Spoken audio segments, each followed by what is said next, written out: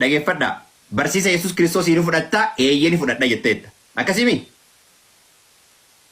Ni fudhadhaa karaa qulqullinaatiin na bira geenyaan ni fudhadhaa siin jedhe. Karaa qulqulluu kana eessa argatta? Karaa qulqulluu kana keessa eessa jira? Karaa qulqulluun barnoota Kiristoos itti fudhattu kun eessarraa fudhatta? Karaa qulqulluu inni barsiise kana. Rabbii samiif dachee uume. Aha. Eessarraa fudhatta? Macaafa qulqulluurraa fudhattamoo quraanarraa fudhattamoo waan biraa wayii ka biraa bakka jiru fudhatta?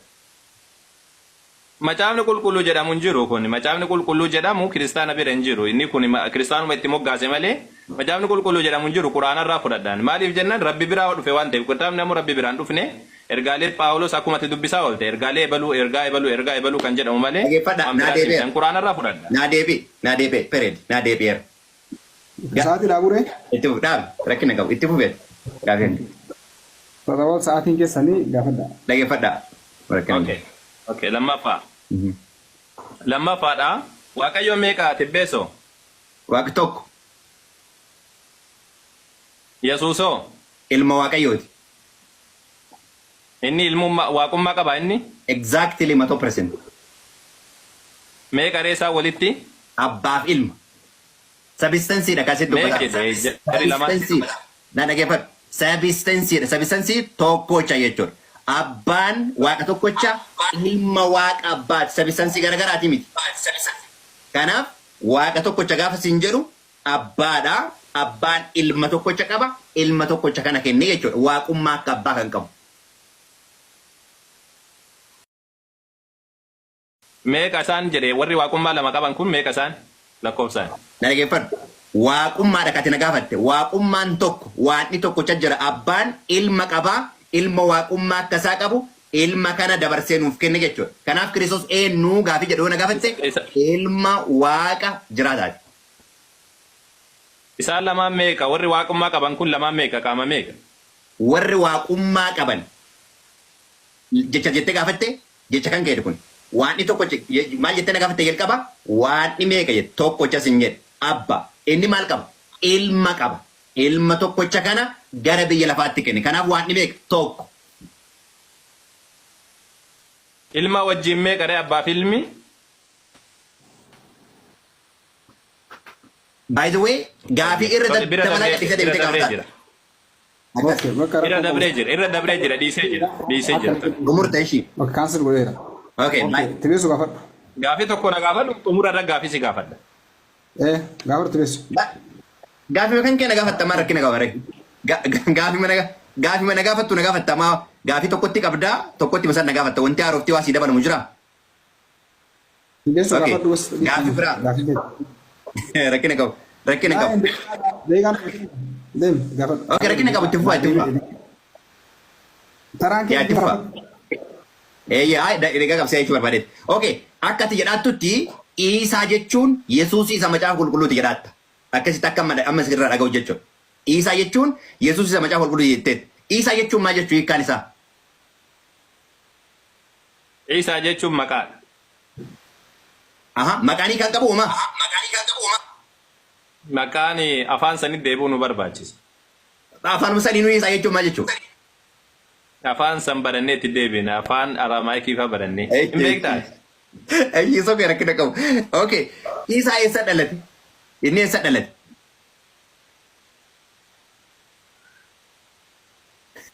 Naasiraa. Naasiraan maali? Oromoffaameeritti? Kan macaafa keessa Naaziriitti jedhamtu sani. Iisaan keessa illee Naaziriitti dhalate? Eeyyuu Naaziriitti dhalate. Naaziriitti jedhanii jirri keessa. Naaziriitti ishii walii agarru ishii Naaziriitti dhalate. Naaziriitti inni keessa specifically bakki inni dhalate maali inni bakki inni itti dhalate?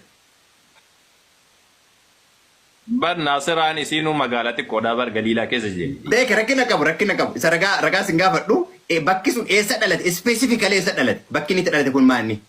Naasiraa siin jedhee jira mi Naasiraa keessa dhalate. Okay, kanaaf obboloota koo kan macaafa qulqulluu foonaa walitti dhalate. Kan quraana keessaa eessa dhalate? كقرآن كيسادا الحمد لله رب العالمين مكتي ميرا جلت ربين كبجيني بشام بركزيزيفي تولي مكتي ميرا جلت ربين تميرا كوكا بركزيزيفي مكتي ميرا جلت ربين إذا جيت مكتي ميرا ربي فري باسي في أكاسيتي رشيسيجو ناقل Kanaaf obboloonni asii kaawwachuu qabdan Kiristoos inni macaafa qulqulluutii fi Isaan inni quraana keessaa garagara seenaan isaa akka garagaraatti ibsameera. Tokkocha ta'uu danda'a. Garagaraa miti. Rakkina qabu. Bakki itti dhalate garagara. Keessantu dogongoraadha malee inni garagaraadhaan. Waliigalatti haa ta'u kennallee haa dogongoru. Haa dogongoru. Si'iif kennatu dogongoru. Anaaf keessantu dogongoru. Kanaaf garagara jechuudha. Si'iif. Gaafadha sodaawwan. Gaafii si gaafadha. Ani waan irratti xiyyeeffadheettumaan si gaafadha. Yesuus Kiristoos eessatti dhalate Tibbeessoo? Foona horii keessatti jedhaan biyya kamitti dhalate? Biyya kan dhaabbataa biyya kamitti dhalate? Naazreet. Maatewos faati maaliif Beetelheem jedhee? Beetaleem jechuun achuma maa? Achii miti. Joogiraafiin beektu mooti? Beetelheem jechuun durfa garbiyyaa jedhanii kun Galiilaan ammoo bahararra jirti tun ammoo garana jirti. Joogiraafiin macaafni qulqulluun joogiraafiin beekumoo maaf joogiraafiin maaf gaariin jecha macaafa qulqulluu suuta jedhi jecha macaafa qulqulluu irratti xiyyeeffannaadhaan laalaatti kan deebinu jechuudha. Jecha macaafa qulqulluuti kan sii deebise jecha macaafa qulqulluuti. Kanaafuu amma geessinee jira amma Yesuus lama qabdanii jechuudha waliigalatti ka Beetelheemiitii ka Galiilaa jennee. Beetaleem jechuun Yihuudama keessa akka argamudha. Yihuudama keessatti argama. Isum tokkochuma ka macaafa qulqulluu ati akka barbaade onna jedhi ishiitti mu. Tokkoo miti. Joogiraafii deebiiti ilaali yaa Tibbeessu joogiraafii Filisxeem deebiiti ilaali. Beetelheem Ordonitti aanti gara Yordaanusiiti. Galiilaan ammoo gara Baharaati. Lafti itti dhalatee fi iddoo itti guddateedha. Dubbii kana waa adda baasuu qabdu. Jechoonni fayyadaman kunniin kun iddoo itti dhalatee kun iddoo itti guddateen ibsame. Jechoota macaafa qulqulluu jechuudha. Kanaaf. Akkasiin jedhu macaafni. Eessatti akka guddatee bakka wanna jedheen jedhuuti. Hayyaa amma kana geessinee jirra. Yesuus lama ta'eetiin jira atillee lama jedhi qabadhu akka macaafaatitti ka Beetelheemiif ka Galiilaa jennu gaafiiti kan keetti fuufi. Okay, gaafiin xumuraa. Yesuus akka macaafa qulqulluutti barnoota Kiristoosiin fudhadha jettee dubbifteetta. Barnoota Kiristoosiin fudhadha jette. Akka macaafa qulqulluutti Yesuus jireenya bara baraa kennaa jedha macaafa qulqulluu keessatti. Kanan fudhattu jedhee yaada. Hin fudhatta hin fudhattu. Hin fudhadha bareechee fudhadha. Jireenya bara baraa kan inni kennu. Okay, baay'ee gaariidha. Yesuus jireenya bara baraa. Akkan fudhattanaan jedhi kaa. Walii gala baqaan fudhadhanaan jette waa ragaa si gaafadhe mun. Ayya xiqqeeshuma na gaafadhu kan ragaa waan xiqqoo waa si gaafadhu. Ragaa si gaafadhu bakka jireenya bara waa si ibsa dirqama waa si ibsa. Womaana ibsin. Dirqama waa si ibsa.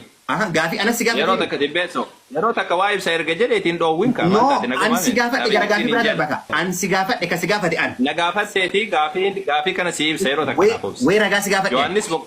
Isin lachuu miti godhame. Yaa Tibbeessoo yeroo takka naaf obsi waa ibsuudhaaf naaf obsi. Ma na obse oku sinja maaf si kadhachuu jira misa.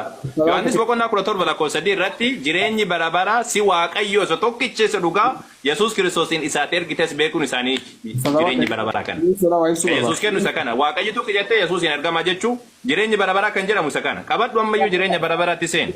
Yesuus jireenya jannata kennaa miti jireenya bara baraa. Jireenya bara baraa isiniif kennaa jedhe malee jireenya bara baraatti isin geessaa. Angaafin si gaafadhe Yesuus jireenya bara baraa sii kennaa kana amantaa jennaa eeyyee jette.